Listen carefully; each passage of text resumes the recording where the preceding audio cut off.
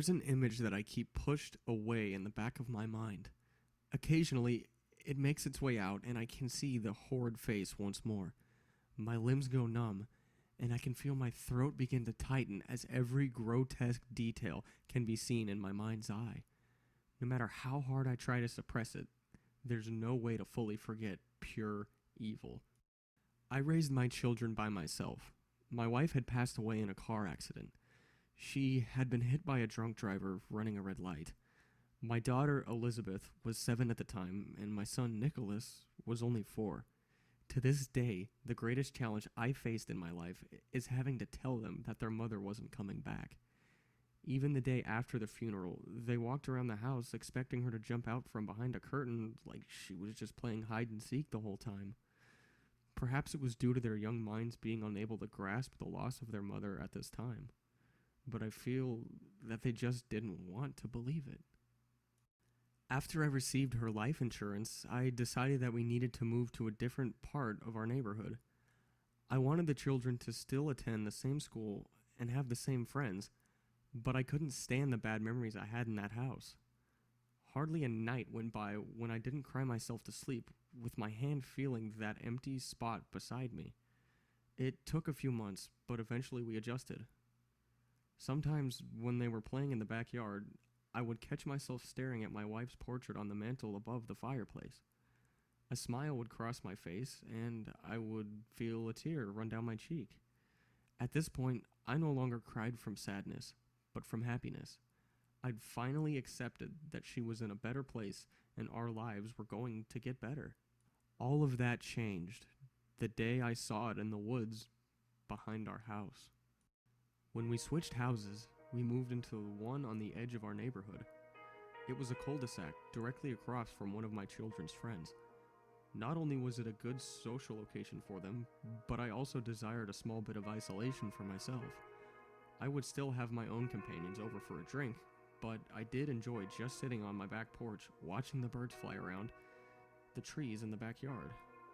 The trees went on for what seemed like an eternity, giving me a feeling that I was the ruler of an endless domain that started in my backyard.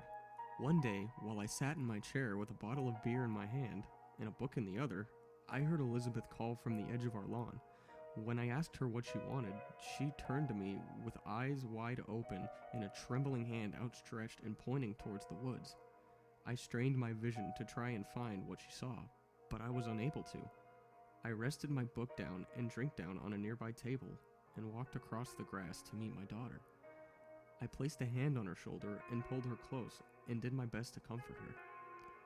"What has you so scared, darling? Is there a fox or something out there?" With her head still buried in my side, she shook it violently and continued to point. I followed her finger until I was staring at a large oak tree about 10 feet from the edge of our lawn. The leaves scattered among its branches had changed colors, and a few of them littered the ground around the trunk.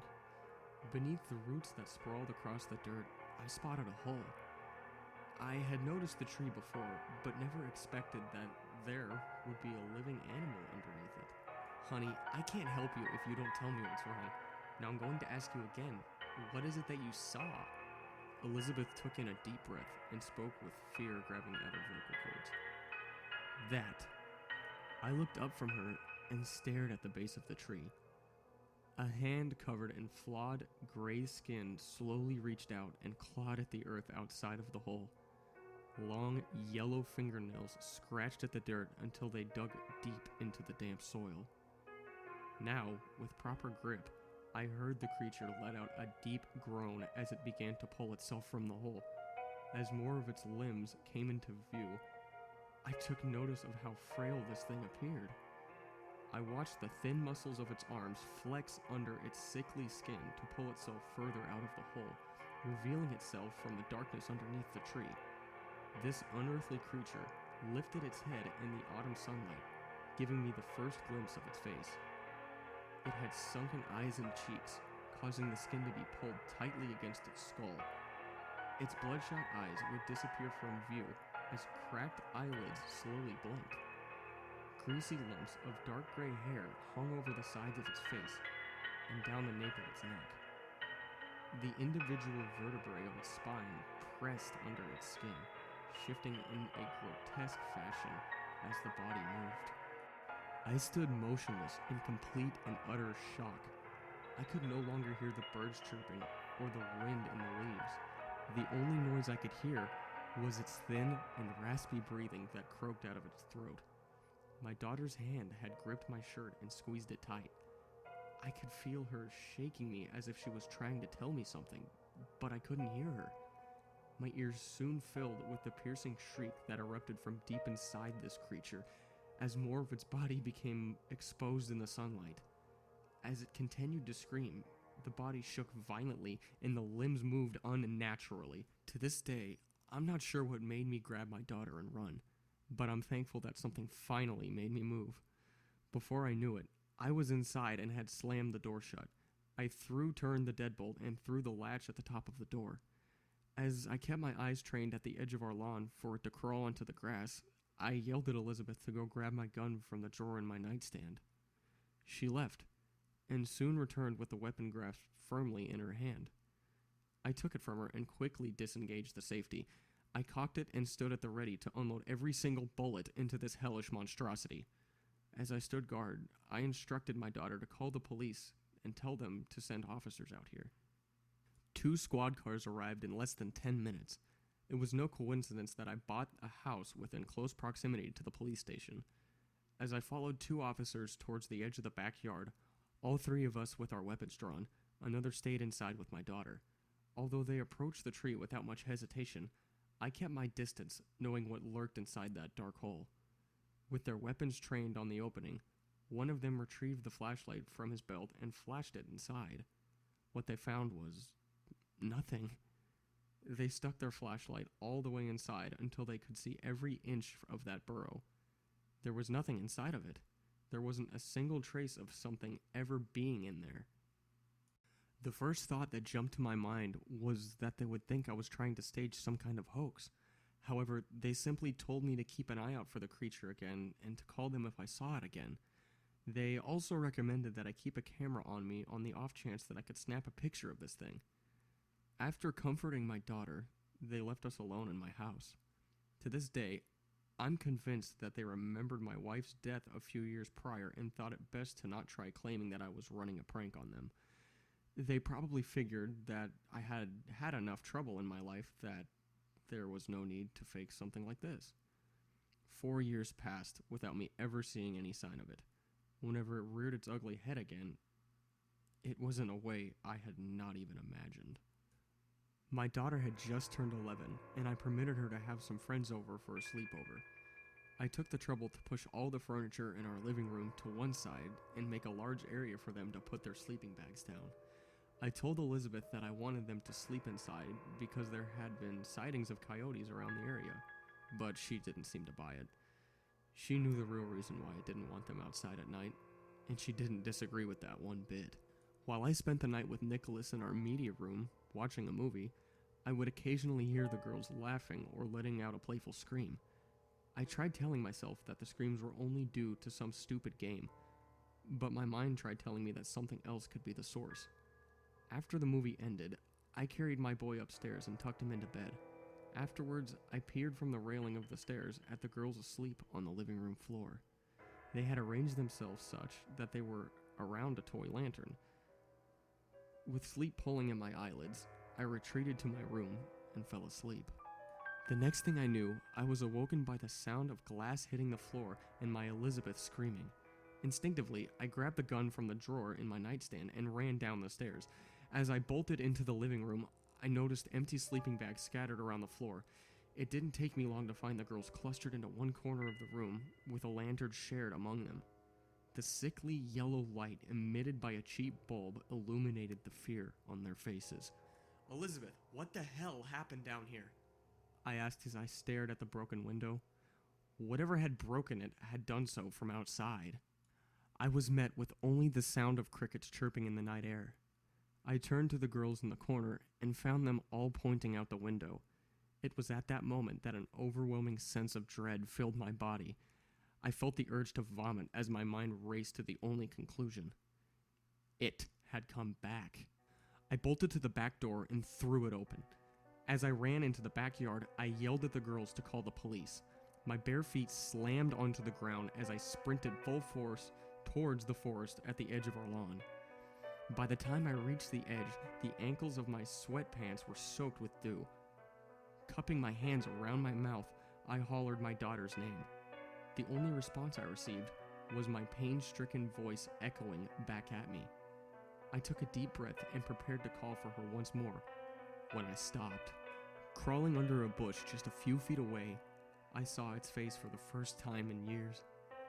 In the milky glow of the moonlight, it slowly clawed at the ground and pulled itself out from under the bush.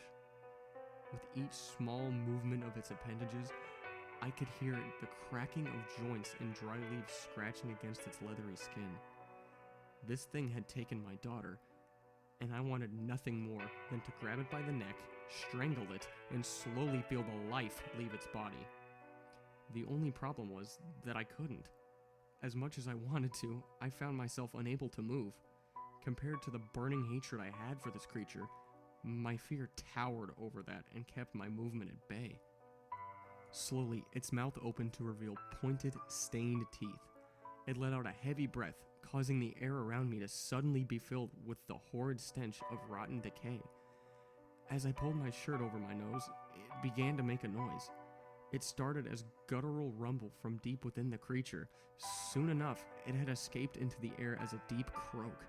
This progressively became louder as the noise underwent a grotesque transformation into an ear-piercing shriek. I could feel my eardrums screaming for relief, causing me to throw my hands over my ears. This did little good as the noise still managed to find its way into my head. When the noise finally stopped, I lowered my hands and opened my eyes. It was gone. There was no trace that it had ever been there. The ground underneath the bush showed no signs of anything ever being there. I found myself unable to look away from that spot. I'm unsure how long I stood there. It took 3 police officers to shake me back to reality. When I was finally able to break my gaze from that bush, I screamed. I fell to my knees and erupted into a fit of hot tears and screams. I pounded at the ground and grabbed the grass. I expected the officers to try and bring me back to my feet, but they let me continue. It was nearly a week before they found her body. She was almost a mile from the house, deep in the woods. Although I could not bring myself to go down there to view the crime scene, I was given a description of the area later that day. They found her under a thin layer of dried leaves, with her torn and stained clothes tossed around. She had been violated. My little girl, my little 11-year-old girl, had been raped and tortured by whatever the hell this thing was. It took her innocence, her purity, her very existence. The funeral was one of the hardest days of my life. While everyone else cried in the cold November rain, I stood silent and unmoving while staring at a small coffin. All the despair I felt had left my body with the tears I cried for days on end. No matter how much I wanted to cry, I couldn't bring myself to do so. My tear ducts, like my heart and soul, were empty. I'll still visit her gravesite on her birthday. Other than that, I can't bring myself to look at her name engraved in that cold stone. There are no pictures of her anywhere in my home. The sight of her face brings me to my knees and leaves my eyes red with hot tears. I still have pictures of my wife, but this is different. When the drunk driver who killed her was sentenced to life in prison without the possibility of parole, I had felt closure. Elizabeth is different. That creature is still out there. The thing that killed my daughter and violated her is still prowling somewhere in those woods. Elizabeth's pictures are neatly packed in a box upstairs. Until the day I find that thing, I can't stand to look at her face. I feel that I let her down by not attacking it that night. My fear got the better of me, and it still haunts me to this day. It's not a guarantee that I would have been able to stop this thing, but at least I would have done the best I could. Nicholas has grown up. He went to college and got a degree in mechanical engineering. Soon afterwards, he found a girlfriend. Eventually, he got married to her. They had a child a few years later. To this day, I don't let my granddaughter, Elizabeth, come to visit. I fear that it will rear its ugly head once more if it knows she's there. Sometimes, when I'm lying in bed at night, I think I hear something in the woods. It's always faint, and almost to the point that I think my mind is playing tricks on me. However, I'll listen closely and make out the words that this creature is uttering with its deep, raspy voice. Comus rape, Comus break, sweet young virgins virtue take, naked flesh, flowing hair, her screams of terror, they cut the air, but no one hears her there.